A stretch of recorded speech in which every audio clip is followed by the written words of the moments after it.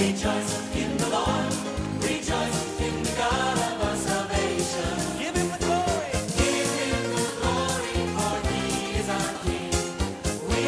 parler des 3 grands principes pour un bon mariage. D'autres parlent de 4, mais moi je parle de 3. Nous lisons ensemble dans Éphésiens le chapitre 4, le verset 32. Éphésiens le chapitre 4, verset 32, il est écrit: soyez bons les uns envers les autres, compatissants, vous pardonnant réciproquement comme Dieu vous a pardonné en Christ. Amen. Les 3 principes d'un bon mariage. L'apôtre Paul ici parlait de l'unité de la foi et ce qui pouvait détruire l'unité de notre foi en Dieu par rapport aux relations humaines. Au verset 31, il dit ceci: que toute amertume, toute animosité, toute colère, toute clameur, toute calomnie et toute espèce de méchanceté disparaissent du milieu de vous. Et ensuite il dit: soyez bons les uns envers les autres. Ce qui détruit l'unité de notre foi en Dieu, la foi ici, c'est la doctrine, c'est la parole de Dieu. Ce qui détruit cela, c'est ce que nous avons cité un peu plus haut, l'amertume. L'amertume, c'est une injustice subie. Quelqu'un vous a injustement frustré et vous n'arrivez pas à sortir de cette injustice, ça devient une amertume qui vous détruit. Les animosités, les calomnies, la colère, ce sont des genres de choses qui détruisent. Mais Paul dit, pour ne pas que nous soyons détruits, soyez bons les uns envers les autres, compatissants, vous pardonnant réciproquement comme Christ vous a pardonné. Les 3 éléments pour réussir un bon mariage, nous le voyons dans le texte. Soyez bons les uns envers les autres. Pour être bon, il faut accepter l'autre. Il faut l'accepter. Aujourd'hui, malheureusement,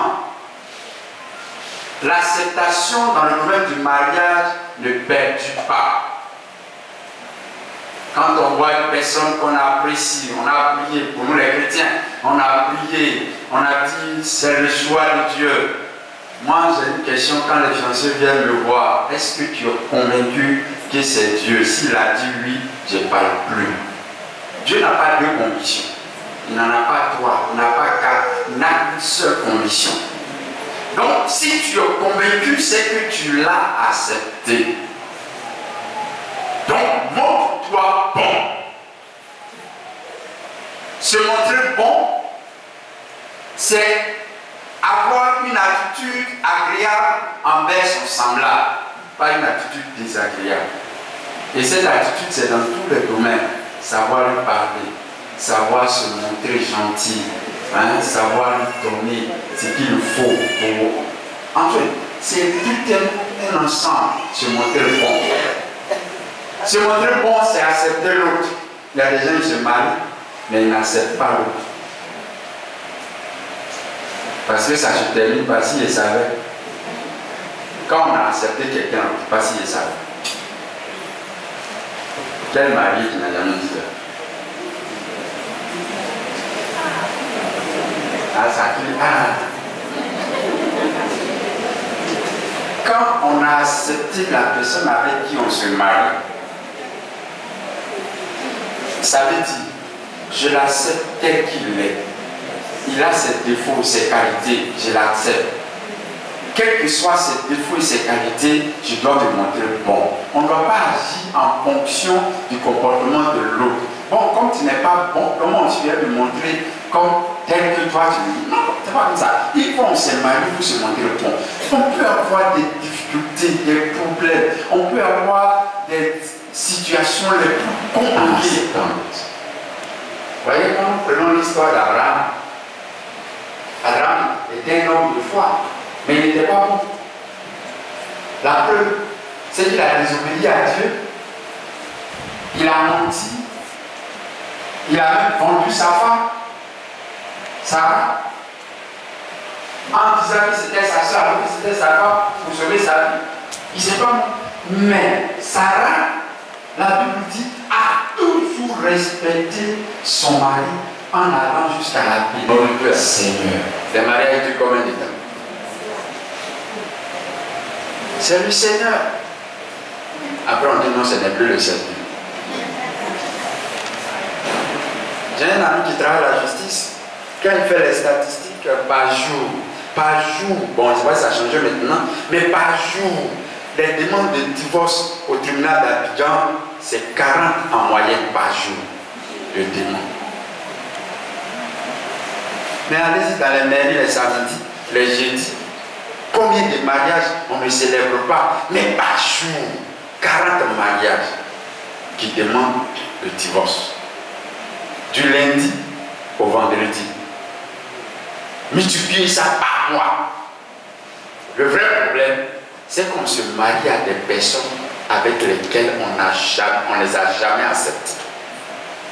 Si on les accepte, quelles que soient les épreuves, on se montrera bon. Alléluia. La première des choses. La deuxième des choses, dans le test, montrez-vous bon. En se montrant bon, l'un envers l'autre, il y a l'élément d'amour. On se montre bon envers celui qu'on aime. Quand tu n'aimes pas quelqu'un, tu ne vas pas te montrer bon. Donc si tu l'as accepté, il faut l'aimer. Aimer, c'est pas seulement dire je t'aime. Il y a des gens qui sont forts. Chérie, quand je ne te vois pas, toute la terre est noire. Mais quand je te vois, c'est comme une fleur rose qui gèle et qui illumine ma journée. C'est bien tout ça. Mais pour que la journée continue d'être illuminée, il faut l'entretenir. Vous êtes d'accord avec moi? Il faut l'entretenir. C'est ça l'amour. Il faut l'entretenir. Donner ce qu'il faut pour que cette journée soit toujours illuminée. Habiller sa femme, même habiller son mari. Ah, il y a des femmes qui n'ont jamais habillé leur mari. Elle est là, dort seulement, chérie, dort, chérie, dort, chérie, dort, toi tu dors pas. Non, quand tu vas dire, non, moi je ne peux pas. Oui, d'accord. Mais lui aussi il prépare. Quand il va au travail, c'est sa préparation à travail. Ben, quand il va revenir, c'est vous donner l'argent pour aller préparer. Donc chacun prépare de sa manière. Il faut l'amour, le fait d'aimer doit conduire à poser des actes agréables. Quand on aime quelqu'un ou une personne qu'on dit qu'on aime, on fait tout pour que cette personne-là soit le minimum. C'est-à-dire quoi? Lui donner le minimum pour que son cœur soit heureux. Il y a des gens, ils aiment, mais leur amour est conditionné. Quand on lui donne du pain à manger, l'amour est parfait. Mais le jour, il n'y a pas du pain, il n'y a plus d'amour. Comme on m'expliquait, un frère, sa femme, chaque fois que lui il veut aller avec sa femme, elle dit bon, d'accord, je suis d'accord, mais dépose-moi 5 000 francs d'abord. Non, si dans le mois il doit aller avec sa femme 10 fois, il va déposer au moins 10 fois 5 000. Ça, c'est la vie.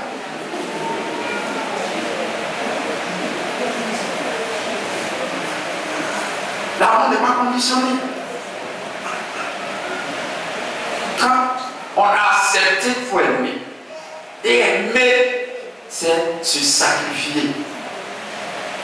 Quand on dit qu'on aime quelqu'un, on se sacrifie pour la personne. Mais on ne rappelle pas la personne que je t'aime trop. Tu vas voir pour tous les sacrifices que je fais là. Quand tu dis ça, tu n'aimes plus. Mais souvent, comme on est humain, ça arrive. On peut parler, mais quand tu as dit ça, il faut demander pardon. Parce que de part et d'autre, l'amour, c'est un sacrifice. Christ nous a aimés, il s'est sacrifié à la croix. L'amour était sacrifice. Quand on aime, on doit se sacrifier. Tu ne peux pas aimer et ne pas accepter de te sacrifier. Je ne connais pas chaque groupe, mais dans chaque groupe, chacun a son sacrifice à faire. Non, vous allez partir. Ça ne s'arrête pas ici. C'est là-bas la même chose pour la vie. Mais c'est là-bas. Il faut apprendre à s'accepter. Ah, tu vois, vous ne connaissez pas. Je vous donne un an. Ah, je dis non. Puis on se prononce, c'est comme ça, tu es. Denis, il va accepter ça. Ah, Denis. Donc, c'est comme ça, tu es. Je dis, on va accepter ça. Et puis, comme tu l'as aimé, continue de l'aimer. Troisièmement, pour terminer, moi je ne dis pas quand il prêche au mariage.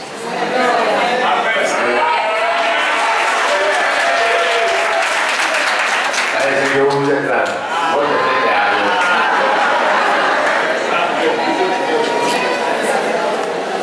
Troisièmement, ça sort dans le texte, il dit pardonnez-vous. C'est les trois grands principes d'un mariage. Accepter, aimer, pardonner. Je te dis, dans le mariage, c'est ce que tu n'aimes pas la lune qu'elle va faire.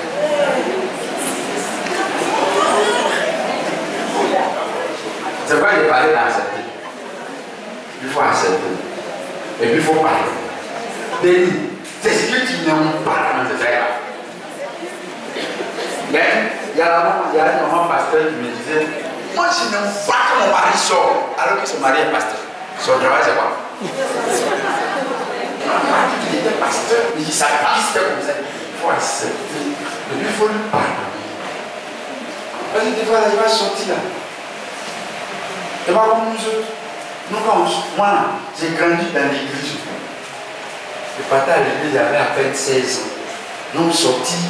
Et puis rentré tard, je ne connais pas ça. Mais il y a des gens, ils ont fait vagabondage. Quand ils rentrent à la maison tôt, c'est 21 minuit, 1h du matin. Ça, il est rentré tôt. Il s'est converti. C'est vrai, il a changé. Mais il y a un peu là. Il faut accepter ça. Et puis il faut pardonner ça. Mais ça, c'est rien. Il peut poser même des actes que ton cœur va te blesser. Il faut apprendre à pardonner ça. Amen. On ne souhaite pas, mais c'est des choses qui arrivent. Il peut même quelquefois te parler d'après un ami. Il dit il a un ami là, il dit cet ami là, il ne faut pas t'approcher. S'il te parle, tu vas te laver 10 fois, tu seras quand même fort. Tellement tu seras blessé. Tu vas dire ça là, je ne peux jamais parler. Si tu es marié, il ne faut pas. C'est ça. Aujourd'hui, c'est ce qui détruit les mariages. Les gens n'arrivent pas à pardonner. Monsieur n'arrive pas à pardonner, madame n'arrive pas à pardonner. Quelquefois, on dit j'ai pardonné, mais s'il y a rien, c'est qu'il n'y a pas pardon. S'il y a mais, il n'y a pas pardon. Quand Jésus nous pardonnait, il n'a pas dit mais. Il dit je te pardonne, tes péchés sont effacés. Et puis c'est fini. Jésus lui nous a pardonné, nous comme maintenant on est sur la terre encore. D'après un pasteur, il dit c'est au cimetière, il n'y a pas d'histoire, chacun a sa place. On te donne un petit carré là, tu es dedans, 1000 ans, il n'y a pas bruit là-bas. Mais quand on vit et puis on marche, on se balance les mains. Denis, en balançant ses mains, tu peux taper tes yeux. Je ne souhaite pas. Et puis, faire tes yeux comme ça, ça peut se déformer. Il faut pardonner ça. Il faut continuer de l'aimer. C'est ça la vérité. C'est pareil pour la Chine. C'est ce que je dis là. C'est ce qui détruit les mariages. On n'arrive pas à pardonner.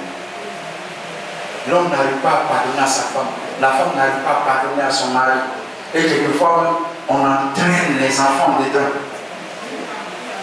Il y a des foyers où il y a deux camps. Maman a son camp, papa a son camp parmi les enfants. Et puis les deux camps s'affrontent. pas de pardon, c'est un foyer qui court à la péril, à la mort. Mais si on apprend à se pardonner, vous savez, l'amour, ce n'est pas quelque chose de facile. Parce que dans l'amour, il faut accepter, il faut aimer, il faut pardonner. Oh, ces trois choses-là, c'est les choses qui ne sont pas du tout faciles. Comment quelqu'un qui t'a insulté, au moment où tu le rencontrais, il dit que tu étais le plus beau garçon, la plus belle fille, et puis après il dit, moi, c'est ma femme de malheur. Oui, moi j'ai abandonné. Il y a un même, on est allé juger le problème. Tellement il était fâché. Il a pris du Bible. Il discutait avec sa femme, puis il a pris du Bible. Il a jugé. La femme a pleuré, elle est venue me voir. Pasteur, on m'a giflé avec la vie. On ça va. Mais j'ai la quoi? Il dit non. Parce que là, ça parle de Dieu, ça a pris la ça. Parce que quand on parle seulement, ça rentre là, ça sort. Oh là là, si ça rentre, ça reste. Pour un problème banal, on peut pardonner. Pardonnez. Ne prenez pas vous gifler. Pardonnez-vous. Et Jésus sera heureux de votre manière.